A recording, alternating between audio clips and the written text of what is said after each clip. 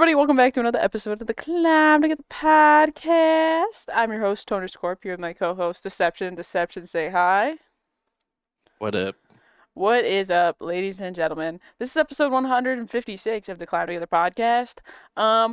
We are going to be talking about Roster Mania today and some reasons why Roster Mania is being rostery and mania.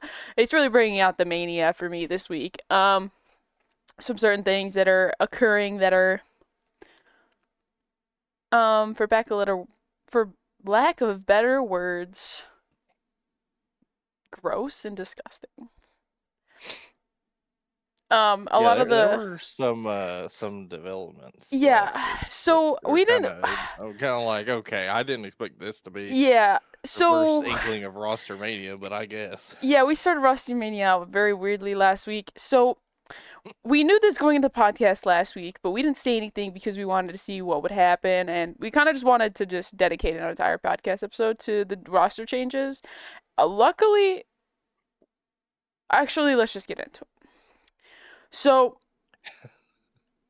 right before the pod, let me walk you through my thought process personally. So right before the podcast, Deception sent me this post. We're gonna walk them through, okay? Deception, we're gonna walk them through this thought process. Where's this? Yeah, Google. Is that it? Yep. Okay. So Deception sends me this post, right, which is Nate Shot looking all very intently, yada yada yada, right? And then he said, I'm hearing that an LAT scrim VOD leaked where BZ called someone the F slur. Yeah. Mind you, for those of y'all that don't know, I am a lesbian. I get called the F slur in a very derogatory manner on a consistent basis.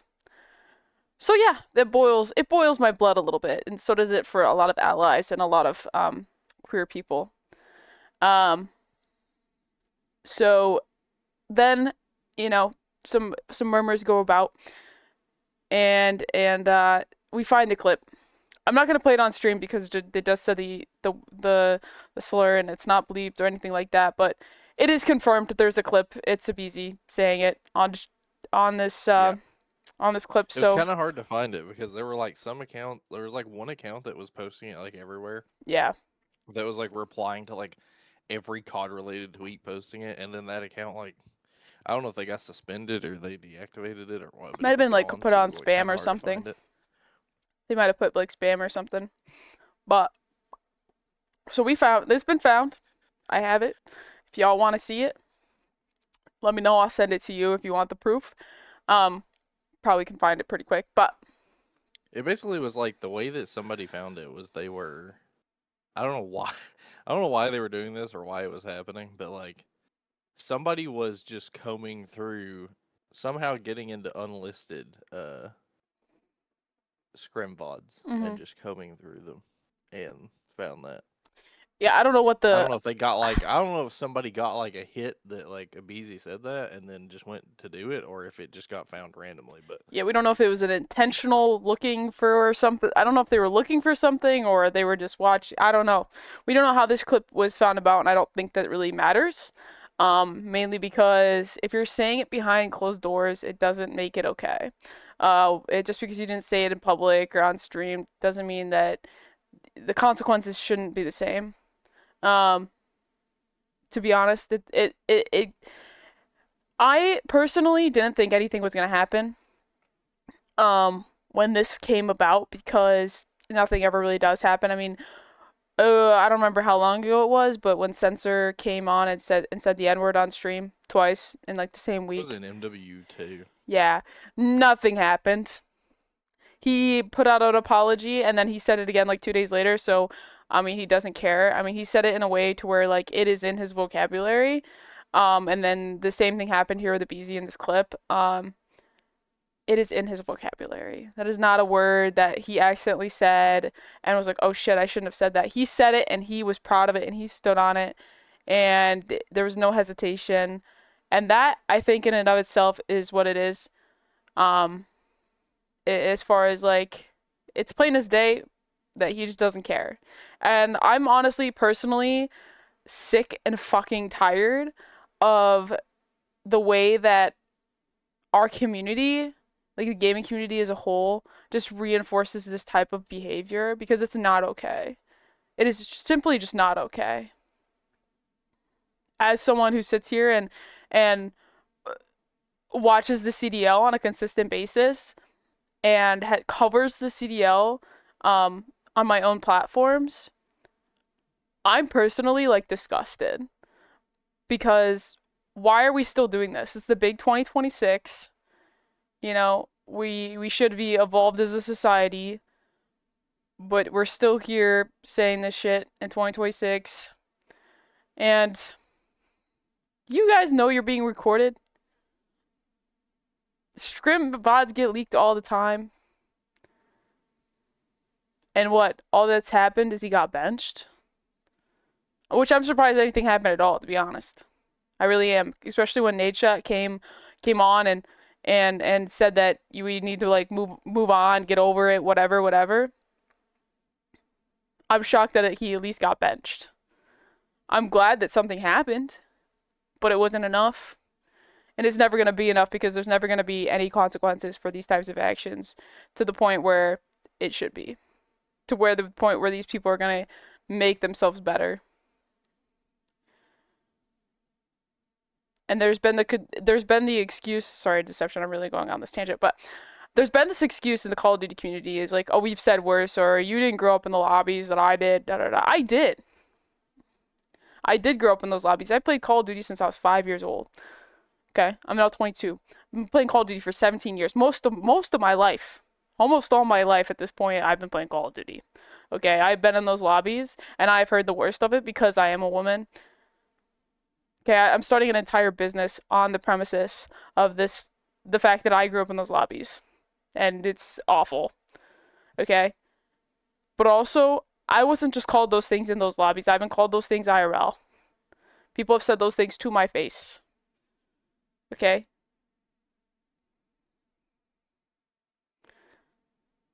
It just needs to change. It needs to change. And then literally directly after that, Deception sends me this, which, Deception, good on you, man, for being an educated man and knowing what shit's wrong. You know what? Praise to you on that. That's why you're here with me. Dude. Oh my god. And then literally right after, Nero, who is another Call of Duty pro, literally same freaking 48 hours, you know what I mean? 24 maybe at this point. Nero is on here messaging women, asking them to e-date or have e-relations of the non-appropriate for the internet manner. I'm also not going to put these up either. We're just going to leave Nate Shot in that post because that's how I'll be looking at these things. Just like, are you kidding me, bro? That's me right now. Like, just what the frick? Okay, and so we've got that too. The same week, two COD pros just really just made themselves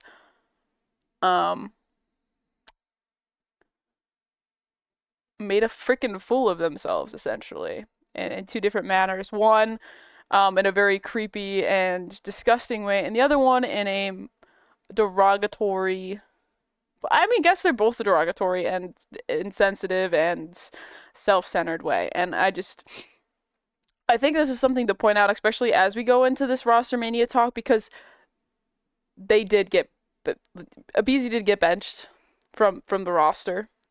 And then Nero has been released from the Royal Ravens. Per CDL Intel post. Here, I'll pull that up. So they did indeed drop Nero and then bench Abizi. Which I'm glad. I'm like glad that there's been some sort of repercussions.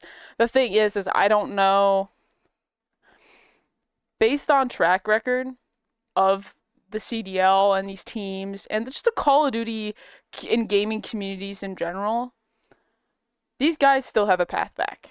This is not the end for them, and I don't think it will be. I mean, hey, you look at like someone like Doctor Disrespect, for example. Man still has a career in streaming, and he was known for like he went through this whole thing about being like a child predator, and he still makes content for a living, which is just absolutely insane.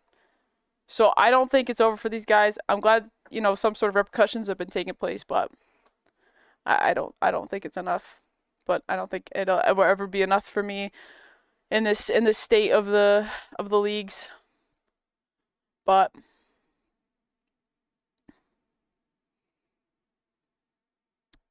I was right in saying that Abizi got benched, right? Did he get benched? Am I making shit up? I don't know if anybody said anything, to be honest. Because I thought I saw that he got benched, but then again, April's Fools was last week, so like, who really knows? I don't know if he actually got benched or not. Hold on, let me try to find this out real quick. Give me like 2 seconds, guys.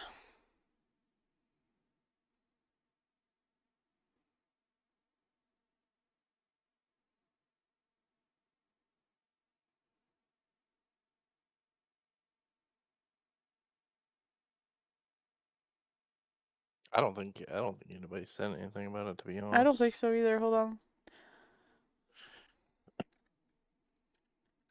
I could be wrong, but like I've like occasionally like looked for like looked at Thieves Twitter to see if anything has happened, Yeah, I and don't see nothing has anything. been said. So Um, yeah, no, I don't think. I don't see it either. He still has LAT, BZ. Yeah, and he hasn't said anything about it either. Um, let's see if someone posted under the thing. Um,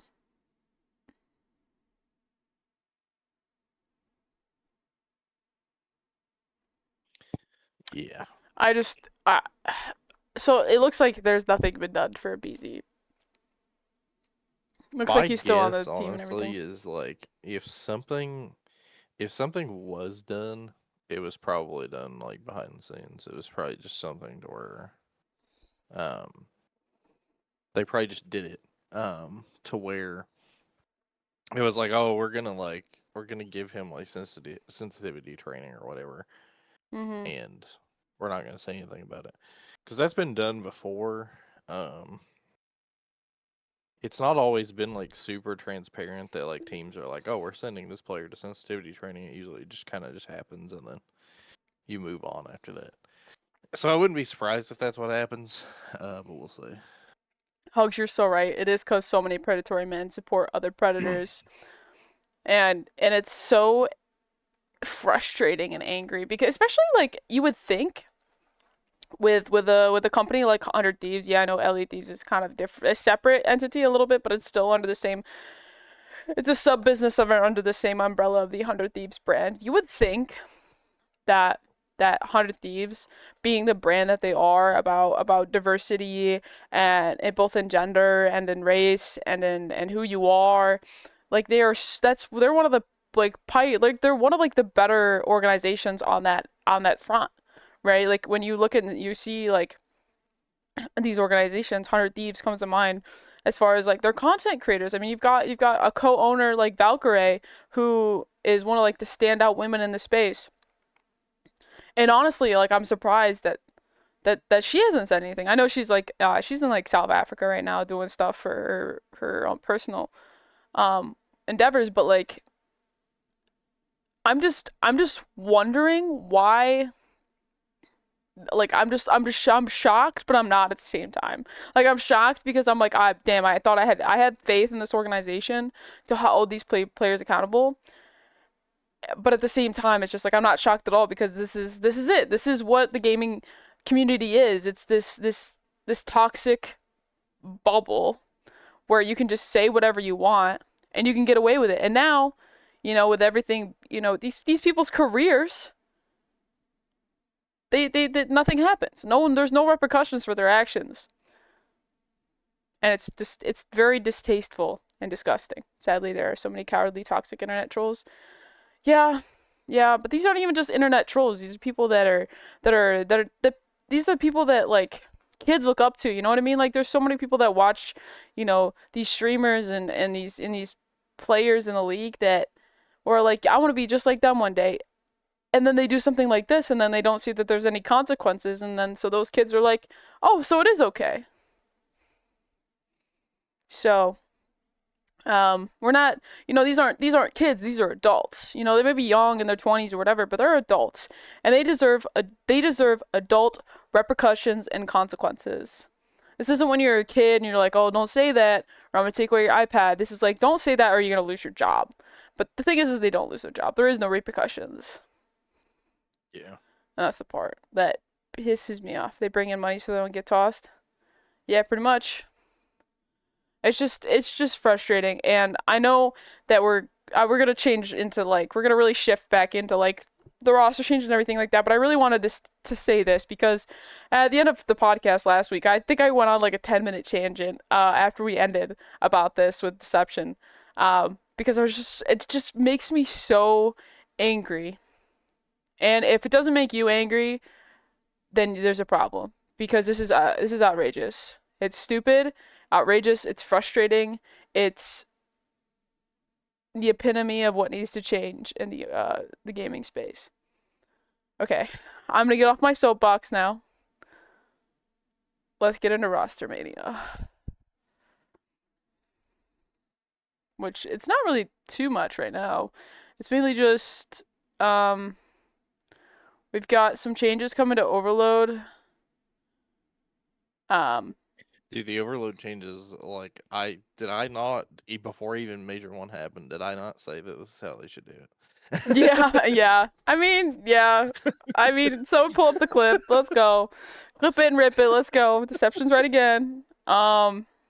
I read this and I was like, oh, so like this is exactly what I said. Yeah, pretty much. Pretty much. Um, so yeah, so round time will now pause when either team has possession of the overload device, and the time to beat That's one thing I overtime did rules. not think about, which is actually really good. I think that'll make I I mean, that's think the way that'll make it hardpoint really works. fun I mean, that's the way hardpoint works when you because have the thing, it pauses. and like that right there is going to that change right there is going to single handedly stop the parking the bus strat.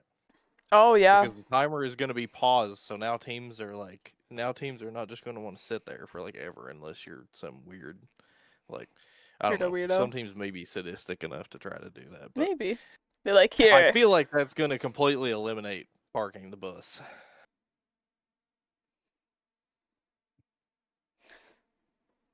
Um, but yeah, I mean these changes are fantastic. Yeah, I agree.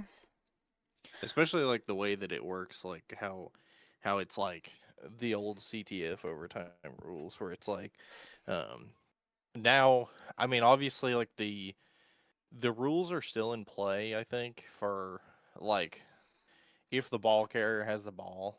I don't know. Maybe they won't be in play because of the pause timer. But anyway, but if basically like this works exactly like how CTF did in overtime is like if we end round two and it's a draw, we go to overtime and we restart it back at like 5 minutes, um, and we restart it back at 5 minutes, and then what the way that it's going to work is both teams will keep playing just like it's a normal. It's basically just like a normal third round, but it's whoever scores first, and whichever team scores first, that time is put on the board. Like let's say a team takes like a minute and 15 seconds a to score in the first round of overload.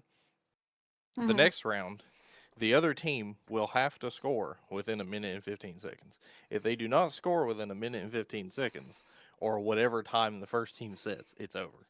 Um, then that team loses. Uh, the other part of the rule is if the team that scored to set the time in the first round gets a score again, it's an automatic win. Mhm. Um, which is great. I definitely like this is awesome because I loved the way that old CTF worked. I thought that that was an amazing setup, and honestly, um the way that Overload sort of plays pretty similar to CTF in a way. So I kind of like that's why I proposed it initially. Is I was like, we should just do the old CTF overtime rules because I felt like that would work really well, and I think we're gonna see when we get to the league matches and the major upcoming that this is going to be a fantastic change. I think that all these changes will make Overload a lot better, but especially the overtime. The overtime is going to be so much more fun, I think. I agree. So they're also testing some new ring play maps. They put Clifftown, Gridlock, and Sake in, and then Fringe, Plaza, Toshin, and Gridlock and Utopia for Overload. So it'd be I interesting. have heard that the pros really like Gridlock. Like, I don't know about all the other maps, to be honest. Like, I know they're testing them, and I'm sure that we won't hear anything until closer to league match time. But I have heard that the pros really like Gridlock, and that that's like Hmm. basically guaranteed to be in. Yeah. Um, I've also heard a lot of people talking about sake as a map too. It'd be kind of interesting because sake is basically it's not the same map, but it's it's in the same kind of like design and art style as what we already have in Den. So I don't know if they'll replace Den or just add sake. It'd be kind of interesting, but yeah, like I said, the pros are basically all in favor of Gridlock. I think, which I I mean, agree. I don't blame them. I mean, Gridlock it was awesome makes in sense. BO4. So the first of our, after our main, uh, shebang dang, I guess, um, we have our first on the roster changes, Yep. which is, Capsule, to be dropped Big Cap's getting dropped again. From the Vancouver Surge. Honestly, I think Cap might be like one of the biggest busts in COD, in at least the modern CDL, in my opinion. Um, not necessarily because of like how he's played and like how many times he's been dropped or whatever, but mostly because he had so much potential going into Vanguard. Vanguard was his rookie season. And like everybody was hyping this man up. Like he was like nasty in Cold War. He was unbelievable. And he got signed by Breach going into Vanguard, and everybody's like, "Oh, this is this kid's time to shine. He's gonna go crazy." And he was like pretty impressive for the first little bit, but then he just like I don't know. He just kind of fell off, and he's been in and out of the league basically ever since his debut season in Mm-hmm. Vanguard, and it's just like I don't know, like he's really kind of like struggled. Like he'll always the thing that Cap does is he always does very well in challengers and then earns a spot in the league and then is underwhelming in the league, goes back to challengers, and the cycle repeats.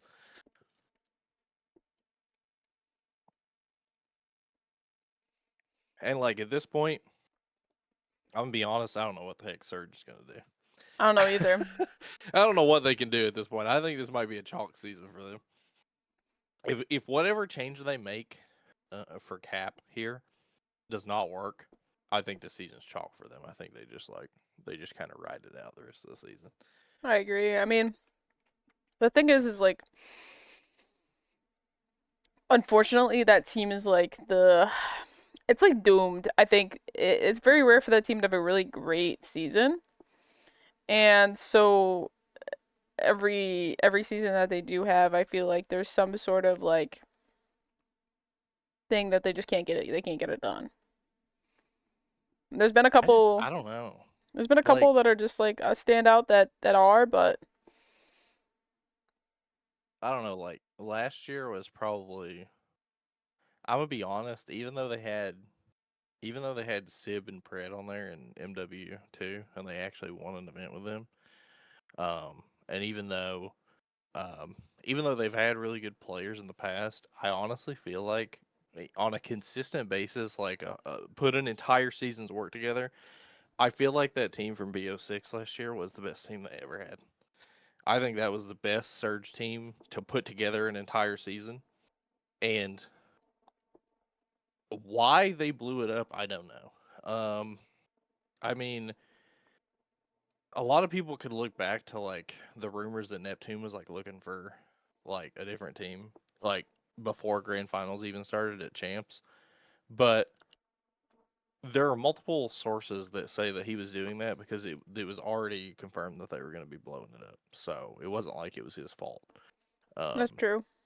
why they blew it up, I don't know. Because honestly, that was a good team. They just couldn't get over the hump. It was like they would get to grand finals and just get demolished in grand finals, and it was kind of sad because they really did have a lot of potential, and obviously you can see that like as they've split off, as that team is split, two went to Gentlemates, two went to Phase. We've seen great potential in them. I mean, they've won the last two majors. I mean, Gentlemates won major one, Phase won major two, and both teams have the two duos from Surge. So I don't know. Like I kind of respect Surge for trying to bring in like new players and go for like a kind of like all challengers squad basically, um, going into BO7. But it's just like it's been proven by this point that you got to have some sort of like veteran leadership or your team's not going to go anywhere. Like I totally respect them trying to bring challengers players up, but you got to have somebody that is a veteran that has experience. Even if they're only a veteran by like 3 or 4 years, you got to have somebody in there. Yeah. Just to kind of like lead the charge and make it, give them some sort of guide, because a lot of times they're like I hate to playing. say it, but I mean they did sign TJ, but I don't think TJ's the guy for that. Some people aren't meant to be leaders, and that's okay. I just think TJ is like a little past his prime. Mm-hmm. Like I honestly like the way this season has been going. I honestly wouldn't be surprised if TJ retires after this season because one, he's been playing for so long, and I honestly don't know how much he has left in him. And two, that's just the Surge curse for you. How many players have Surge forced to retire Octane, Karma. since they became a team? So Octane, many. Karma, Enable, Back to Yeah. Apathy, like basically the The whole whole MW MW19. roster. Like, yeah, they. I mean, I would not be surprised at all if one. I know Surge are probably not going to make champs. It would be a miracle if they did. I would not be surprised if before champs we just hear TJ Halley is retired.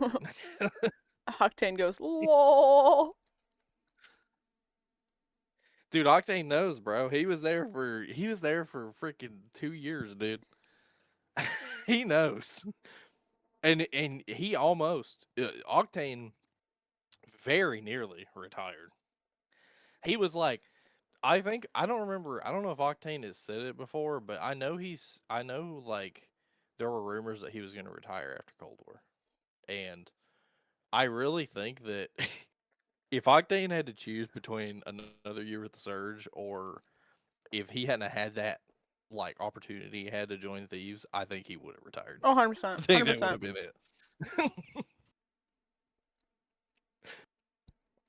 I have no doubt in my mind that that would have been the case. And then Nero dropped. That was official. Um, Probably due to Yeah, the I don't know if he was dropped for uh how he was trying to get active or not, but damn drop for being a freak is crazy. Or at least for excessive yeah, gaming. I don't know. I don't know if I'm sure that factored in a little bit. I don't know if Yeah. that's the full reason he was dropped, but yeah, he did get We won't released ever from know, I guess. Ravens. And then Royal Ravens are targeting Fire. Trial like on a trial. They're Yeah, on a that trial was period with a him. rumor. Um, Fire is another one of those guys where I'm like he kind of feels like a bust. It's like he always goes to challengers, does so well, gets in the league. It's very underwhelming. I mean, granted, I gotta say it's hard to judge Fire because for one, I think Fire has been consistently better than Cap and challengers. Like, but the thing is, Fire has always been put on terrible teams in the CDL. He's played for he's played for the Legion. I think he played a stint for I could be wrong, but I think he might have played a stint for the Ravens. He might just be played for Legion, but Legion's bad enough. Um, Fire has been he does well in challengers and he gets put on the worst CDL teams. Now, if he got put on the Ravens, I would be intrigued to see how he plays. mhm. I think Because so too. granted, the Ravens are like struggling a little bit, but they have shown that they can be very good. So depending on who they get and what kind of fit they have with them, I mean, who knows? Fire could be really good there. Maybe he'll be on fire. Okay. Okay. I tried. I tried, bro. I tried. Okay, I tried. Um, so then we've got sources saying that Falcons are trialing QK4B in place of Pred and Exnid, which is like saying something because like Pred was like low key popping off at like the last stage. I mean, I felt like Honestly, if I was gonna drop one of those two, it'd be Pred. I think Xnit is like actually kind of insane at this game. Like, I honestly don't know why they're thinking about dropping Xnit. I mean, I could kind of understand maybe because like Pred kind of has seniority over him, and Pred is like a veteran. But like honestly, I feel like Xnit's ceiling is so much higher than Pred's in this game. Like Xnit is actually he has shown like flashes where he's just insane at this game.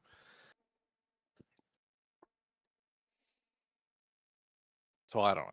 I don't know either. Probably will go in for Pred though. Um, but I mean, it's just a trial and it's from sources, so it's not like 100%, but it's a possibility. Um, and then Real is expected to replace Trix on the Heretics, which is good to see him back on the Heretics roster. I feel Yeah, like the that's gonna be Heretics, interesting because I'm like, who is Koi gonna pick up if Real is gone? yeah. Also, it's kind of cool that it's like interesting to see that like they cycle through like the same like 7 players. Like, Yeah, well, I think that the main thing that Heretics are doing, I think, is they just want to try to keep like a Spanish roster. yeah. Really, I And there's mean, really not a lot of top like, Spanish which players. I mean, I respect that, and it's like it's clearly working out better for them than what Falcons try to do. Mhm. There's a little more talent over there, Mhm. but I mean, it is cool that they seem to be just like kind of going through a whole bunch of different players. And I mean, Real is proven to be like one of, if not the best, Spanish player in the league. Um, I mean, he's been to a number of teams, and granted, he's been dropped a few times, not always for his own doing, but when he's good, he's really good. So I think he could be a very good ad for the Heretics currently, especially over Trakes. Like Trakes was a rookie, so I mean, obviously, like I feel like Trakes was pretty valuable to them, but like this trading, like getting Real for Trakes is a lot better than getting Real for anybody else on that team. Um, like I would like now he's gonna be playing with like Rancor and Super, and it's like that team has some serious potential. Uh, I'll be excited to see what they can do. Oh yeah. Oh yeah. Um and then we've got Snoopy was released from the Boston Breach. This was like 2 hours ago. Um The Snoopy 3 hours experiment is ago. over. Yeah. But I just got this new development on my timeline. They just announced his replacement, Afro. Who is it? Oh, they got Afro again. Yep. Afro's been Afro's there back on before. the breach. uh well, that throws my previous prediction out the window. What was your prediction? Um so I I saw this earlier. Huntsman have released Rispy and Dimensions, and Mm. I assume that's because they're going to be put on CDL teams. Probably, yeah. Um so yeah, I mean Afro to Breach is like I don't know, man. I don't know what we're trading here, to be honest. Like I feel like Afro and Snoopy are kind of like the same kind of tier of player. I don't know what you're going to be getting out of here. Um, that's the thing about Breach is like I hate it for Breach because it seems because like they usually are like one of the last teams to make changes and like so the talent pool is not as good. But it just outside of like Cammy, they have Cammy, but outside of Cammy, they just always get these like mid tier players and like none of them usually work that well together. So I don't know what we're gonna get out of Afro and Breach, but um, I don't know. I feel like See, the thing about when this kind of thing happens, where they like, because Afro's been on Breach before. Um, the thing about when this kind of thing happens, where they just bring back somebody, like if this doesn't work, in my opinion, you got to go like, you either got to look really fast if there's somebody really good in the talent pool Mm-hmm. that is available, which Breach has been known to not pay that well, so I don't know who they'd be able to get. Um, but you either got to look really fast at the talent pool the next time there's a roster mania to try to get somebody better, or you dip your toes into challengers and look for somebody there. Um, because if this thing with Afro doesn't work, it's like I don't know what you're supposed to do. I have no idea. I think, Because like they're well, bringing Afro back after he's been there before, and it's like you're taking back. This is basically like taking back an X when it didn't work the first time. It's like, are you expecting it to work this time? Like, oh, is you trying to get the different result? Trying the same thing over and over and over again. But it's called the definition of insanity. Um, um. So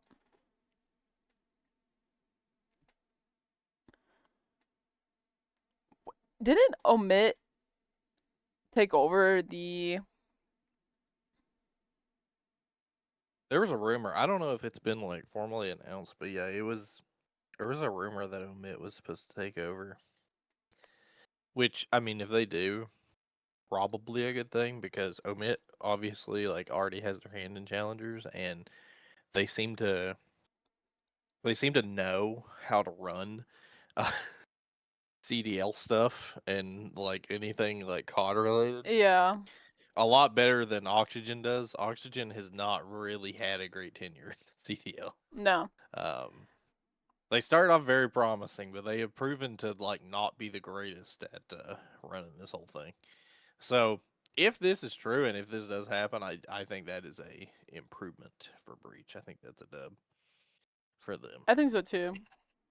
I mean, they dominate in challengers. They've really been like one of they've been that team, you know.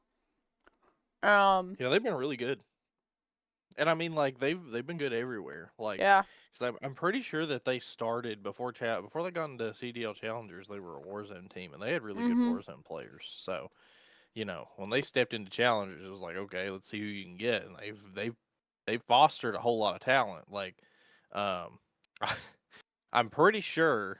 Um, I don't know this for certain because I don't know if they were in challengers yet at this point, but I am pretty sure that the almighty Mercules played for a bit at one point. So,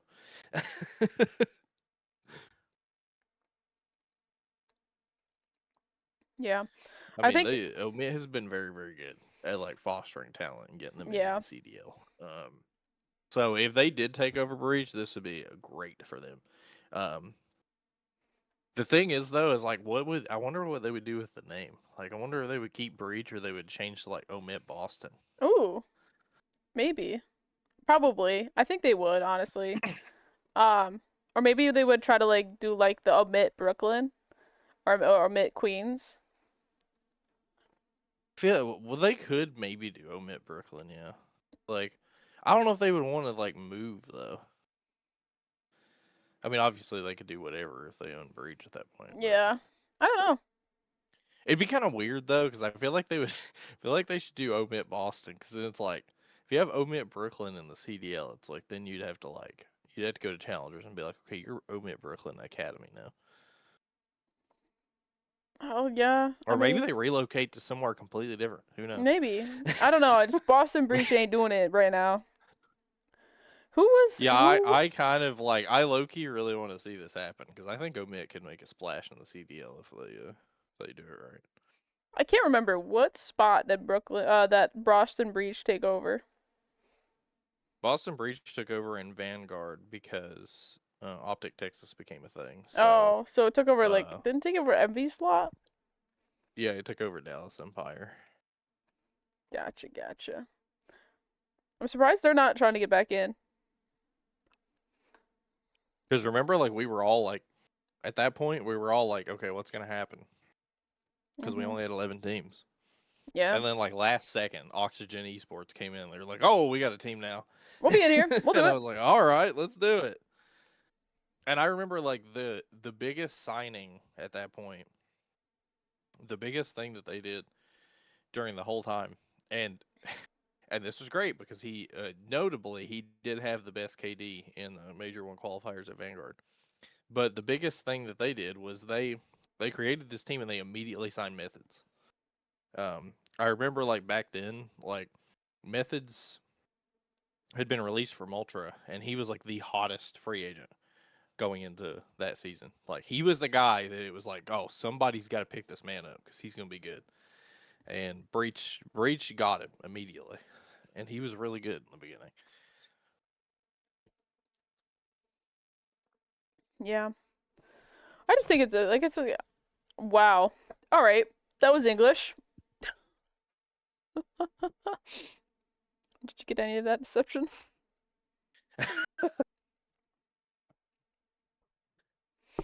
Oh, oh boy. Um, uh, yeah, I know I lost it. I'm sorry. I had a train of thought. I was gonna say something, but then I messed up my words, and I lost it because I was so focused on the fact that I messed up my words.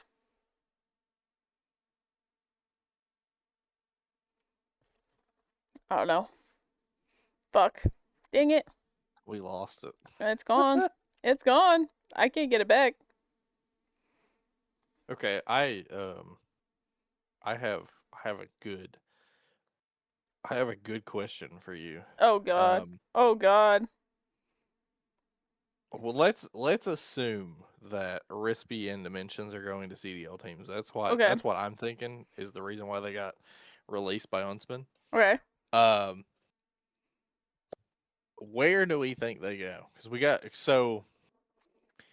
we have so the rumor is that Ravens are targeting Fire, but that's not confirmed. Afro's confirmed at Breach, so he can't pick Breach. Surge have an open spot. Um, who else has an open spot? Um, Koi have an open spot. Koi have a good spot. Because I I haven't think been that I hasn't think nobody's been going there. I think one's going to Surge, and then I think one's going to Koi.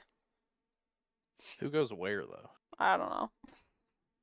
That's off. That's out of my pay grade. I think That's above my pay grade, I bro. think Rispy goes to Koi and Dimensions goes to Surge. Rispy is like really good. I would not be surprised if Koi pick him up. Rispy is really really good, and I think he played with Mercules, so yeah. he was Mercules' teammate for a while. I think it's definitely like I think that's definitely like a plausible um option. Like I think that's definitely it's not too out of the realm of possibility um to be the thing that happens. Wow. Um yeah, I don't think it's out of the realm of possibility to take place that sort of um thing. Wow. We got to be done, bro. I can't speak today apparently. I was really articulate today. Yeah, dude. I'm like struggling. It's probably because I was I'm up gonna at make like that prediction. 7. I'm gonna say Rispy to Koi and Dimensions to Surge. We'll see. I think it's a good idea. Um, honestly, I think my mental Can't wait fatigue. for us to just like end the podcast and then the first tweet I see is I know, literally, Rispy's going to Koi, and I'm like, literally, okay. literally, literally, literally every time, without fail, happens every time. Or like, and it's never that we were wrong. Like it's rare We're just that early. it's like a prediction was wrong. Never wrong, just early. No, just early.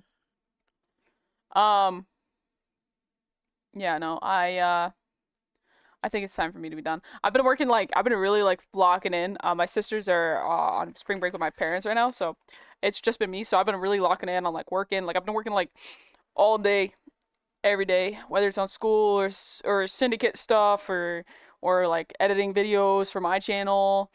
I've been just locked, in my brain. I had an exam yesterday. I have an exam tomorrow, and I have an exam Thursday. So my brain is just cooked. My brain is cooked. You're just fried, I'm bro. I'm fried. Not in the way I want to be either. That's the problem. I am not fried in the way I would want to be fried. So, alas, woe is me, I guess. I don't know. But oh, we forgot to talk. You know what we didn't talk about? The new Call of Duty season. Maybe we should talk about that next week. I don't know. It's really not that all crazy, but definitely notable Yeah, to talk about. the big thing, a lot of the bigger things are coming like mid-season, like Yeah. the new zombies map. Um, it's called Totenreich. It looks like Mm, it has the lighthouse from Call of the Dead in it, but it looks very different than Call of the Dead. So I don't know what we're doing here. Um, but yeah, a lot of a lot of the stuff that at least would be relevant to most of the things we talked about, as in the CDL, we talked about uh, earlier with like the maps, because obviously they're not going to bother trying to play with the new guns. So, but they're looking at all the new maps because we got Gridlock, Plaza, um, Clifftown was in season 2, but we got a lot of interesting maps in season 3. Um, so that's fun. oh yeah. I really like I really like that they're doing a lot of the BO2 maps. Especially like Plaza. Like I've heard like some people saying that they could do Plaza Hardpoint. Plaza Hardpoint was played for a little bit in BO2, but um then they ended up taking it out over in favor of other maps. But I think in this game, in this map pool, I think Plaza could work really well. Because like one of the main issues in BO2 with Plaza that the pros had was it felt like it took them. It's not that they spawned out too far from hard points. It just felt like it took them too long to get there. And the movement obviously is way faster in this game, so that shouldn't be a problem. Yeah. Agreed. Um, so let's call it here. Thank you guys so much for tuning into this episode of the Climb Together podcast. I've been your host, Tony Scorp, here with my co-host, Deception. Deception, say bye. Bye. Appreciate you guys bearing with me today. My brain was not working properly, but if you guys did enjoy the podcast, make sure you guys like the episode on YouTube. If you guys are watching live, go check that out. Go subscribe to the channel. I'm making my way. I'm building some. I'm at 120 some now, 124 followers. I'm trying to get 150, so go ahead and subscribe to the YouTube channel. Give the podcast a view over there. It'll be live tomorrow at 6 p.m. EST. And if you guys are watching on YouTube, make sure you guys check it out. Check us out on Twitch, where we stream this podcast live every single week at twitch.tv/deception276 and twitch.tv/tonage_scorp. Links are in the description below. So yeah, thank you guys so much for tuning in today. We'll see you guys next time. Peace.